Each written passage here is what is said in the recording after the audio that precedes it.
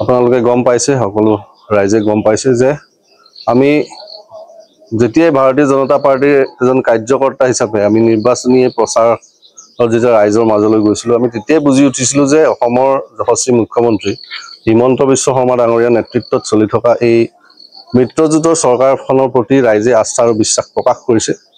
আৰু আজি ফলাফলৰ দিনা এই কথা স্পষ্ট হ'ল যে ৰাইজক বিৰোধী বা অন্য শক্তিসমূহে যি ধৰণে বিভ্ৰান্ত কৰিবলৈ অপপ্ৰচাৰৰ জৰিয়তে চেষ্টা কৰিছিলে, ৰাইজে তাক পোনচাতে নস্যাৎ কৰিছে। আৰু সমগ্ৰ অসমতে জিলা পৰিষদ, আঞ্চলিক পৰিষদ তথা আমাৰ সমৰ্থিত বা শুভাকাংক্ষী যিসকল ৰাইজৰ সেৱাৰ নিমিত্তে ৱাৰ্ডত প্ৰতিদ্বন্দ্বিতা কৰিবৰ বাবে ওলাই আহিছিলে, তেওঁলোকো জয়ী হৈছে। আমি কাৰ্যকৰ্তা হিচাপে গৌৰৱান্বিত। আজি গোলাঘাট জিলা সভাপতিৰ দায়িত্বত থাকি সকলো কাৰ্যকৰ্তা, জ্যেষ্ঠ কনিষ্ঠ, আমাৰ তিনিজনকৈ ভাৰতীয় জনতা পাৰ্টিৰ বিধায়ক তথা মন্ত্ৰী আছে, অজন্তা নেওগ ডাঙৰীয়া নিবৃত্ত মন্ত্ৰী, খুমটাই সমষ্টিৰ বিধায়ক মৃণাল শইকীয়া ডাঙৰীয়া, সৰুপথাৰ সমষ্টিৰ বিধায়ক বিশ্বজিৎ ফুকন ডাঙৰীয়া, আমাৰ প্ৰাক্তন জিলা সভাপতি দেৱপ্ৰদীপ বৰা ডাঙৰীয়া, আমাৰ সাংসদ কামাখ্যা প্ৰসাদ তাছা ডাঙৰীয়া, সকলোৰে সহযোগিতাত আৰু সকলোৰে মাৰ্গদৰ্শনত আমি জিলাখনত এক সুন্দৰ ফলাফল পাবলৈ সক্ষম হৈছোঁ। ৰাইজে আমাৰ ওপৰত সম্পূৰ্ণ আস্থা আৰু বিশ্বাস প্ৰকাশ কৰিছে। অসমৰ মুখ্যমন্ত্ৰী হিমন্ত বিশ্ব শৰ্মা ডাঙৰীয়াৰ যি পৰিকল্পনা, অসমক ভাৰতৰ বিষয়ত শীৰ্ষতম ৰাজ্যত পৰিণত কৰাৰ যি পৰিকল্পনা, সেই পৰিকল্পনাক শক্তিশালী পঞ্চায়তেৰে আমি যাতে বাস্তৱ ৰূপ দিব পাৰোঁ, এতিয়াৰ পৰা আমাৰ সেইটো চেষ্টা থাকিব। আমাৰ যিসকল প্ৰাৰ্থী জয়ী হৈছে তেওঁলোক ভাৰতীয় জনতা পাৰ্টীৰ একোজন নিষ্ঠাৱান কাৰ্যকৰ্তা আৰু নেতৃত্বৰ নিৰ্দেশ আৰু নেতৃত্বৰ প্ৰতি আস্থা আৰু বিশ্বাস ৰাখি প্ৰতিজনেই অনাগত সময়ছোৱাত ৰাইজৰ হৈ কাম কৰিব। ৰাইজৰ মূলভূত সমস্যাসমূহ, গ্ৰাম্যাঞ্চলৰ ৰাইজৰ সমস্যাসমূহ সমাধানৰ বাট উলিয়াই অসমক সেই পৰিকল্পিতভাৱে যি ধৰণে মুখ্যমন্ত্ৰী মহোদয়ে আগুৱাই নিয়াৰ চেষ্টা কৰিছে তাক বাস্তৱ ৰূপ দিব। আমি সকলো কাৰ্যকৰ্তা, ভাৰতীয় জনতা পাৰ্টিৰ গোলাঘাট জিলাৰ প্ৰতিজন কাৰ্যকৰ্তাই আমি গোলাঘাটবাসী সকলো ৰাইজলৈ, আপোনালোক সংবাদ মাধ্যমৰ প্ৰতিজন কাৰ্যকৰ্তা ব্যক্তিলৈ আমি আন্তৰিক ধন্যবাদ আৰু কৃতজ্ঞতা জ্ঞাপন কৰিছোঁ। লগতে দেৰগাঁও যিহেতু মোৰ স্থানীয়, মোৰ গৃহ অঞ্চল, মই আমাৰ ইয়াত 4টা ZPC আমি ইতিমধ্যে জয়ী হ'বলৈ গৈ আছোঁ।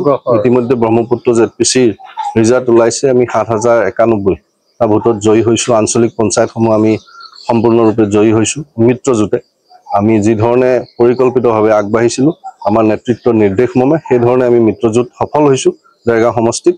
আৰু অনাগত দিনত আমি ৰাইজক আস্থাত লৈ আমাৰ প্ৰাৰ্থীসকলে যিসকল জয়ী হৈছে আৰু আমাৰ দলীয় নেতৃত্বই আমি সকলোৱে কাম কৰিম, আমাৰ কাৰ্যকৰ্তাসকলে কাম কৰিব আৰু এখন সৰ্বাংগ সুন্দৰ গোলাঘাট জিলা আৰু সৰ্বাংগ সুন্দৰ দেৰগাঁও সমষ্টি আমি যাতে ৰাইজলৈ আগবঢ়াই দিব পাৰোঁ তাৰ বাবে আমাৰ চেষ্টা হ'ব। এই নিৰ্বাচন কিছু সময় পূৰ্বে মাননীয় মুখ্যমন্ত্ৰী মহোদয়ে জনাইছে সমগ্ৰ অসমৰ ৰাইজক, লগতে আমাৰ কাৰ্যকৰ্তাসকল আমি সদায় প্ৰস্তুত যে আমাৰ কাৰণে প্ৰতিটো নিৰ্বাচনেই গুৰুত্বপূৰ্ণ। আৰু এই নিৰ্বাচনত আমি আজি ৰাইজৰ আস্থা আৰু বিশ্বাস বুটলিবলৈ সক্ষম হৈছোঁ। তাৰ অৰ্থ এইটো নহয় যে আমি অহংকাৰী হ'ম। কাইলৈৰ পৰা আমি আকৌ পূৰ্ণ উদ্যমেৰে আমাৰ দলৰ নেতৃত্বে যি নিৰ্দেশনা প্ৰদান কৰিব সেইধৰণে আমি দলীয় কাৰ্যসূচী আগবঢ়াই নিম।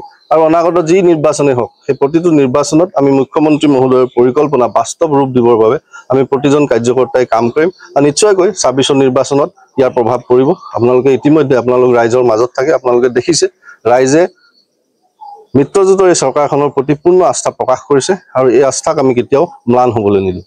দেৰগাঁও কল্পিতভাৱে মুখ্যমন্ত্ৰী মহোদয়ৰ নিৰ্দেশ, আমাৰ ৰাজ্যিক সভাপতি দিলীপ শইকীয়া ডাঙৰীয়া, আমাৰ সাংসদ কামাখ্যা প্ৰসাদ তাছা ডাঙৰীয়া, আমি নেতৃত্ব অতুল বৰা ডাঙৰীয়া, আমাৰ অগপ দলৰ সভাপতি, আমাৰ ইয়াৰ বিধায়ক, স্থানীয় বিধায়ক দেৰগাঁও সমষ্টিৰ ভৱেন বৰালী ডাঙৰীয়া, সকলোৱে আমি সন্মিলিত প্ৰচেষ্টাত এই সফলতা লাভ কৰিছোঁ। ইয়াত সকলো মিত্ৰজোঁটৰ কাৰ্যকৰ্তালৈ এই সফলতাৰ শ্ৰেয় যাব। আমি গতিকে সকলো কাৰ্যকৰ্তালৈ, আমি মিত্ৰ দলৰ সকলো কাৰ্যকৰ্তালৈ আমি শুভেচ্ছা আৰু ধন্যবাদ জ্ঞাপন কৰিছোঁ। আৰু অনাগত দিনতো এই মিত্ৰ শক্তিয়ে অসমখনক আগুৱাই লৈ যাব। অসমৰ সংবাদ জগতখনৰ বাবে এক সুখৰ খবৰ। আপোচবিহীন ৰাইজৰ কণ্ঠ সাপ্তাহিক কবচ পুনৰ এবাৰ অসমৰ ৰাইজৰ মাজলৈ।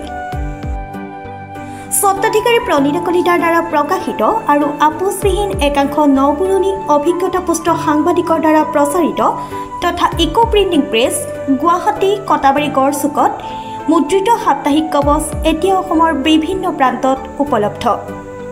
আমাৰ ঠিকনা মুখ্য কাৰ্যালয় অসম ফৰেষ্ট স্কুল হৰি মন্দিৰ পথ গুৱাহাটী আৰু উপ কাৰ্যালয় Kalita market Bijoynagar Kamrup Assam mobile number হৈছে 9435114666 7002472813 আমাৰ ইমেইল আইডি হৈছে kobos2025@gmail.com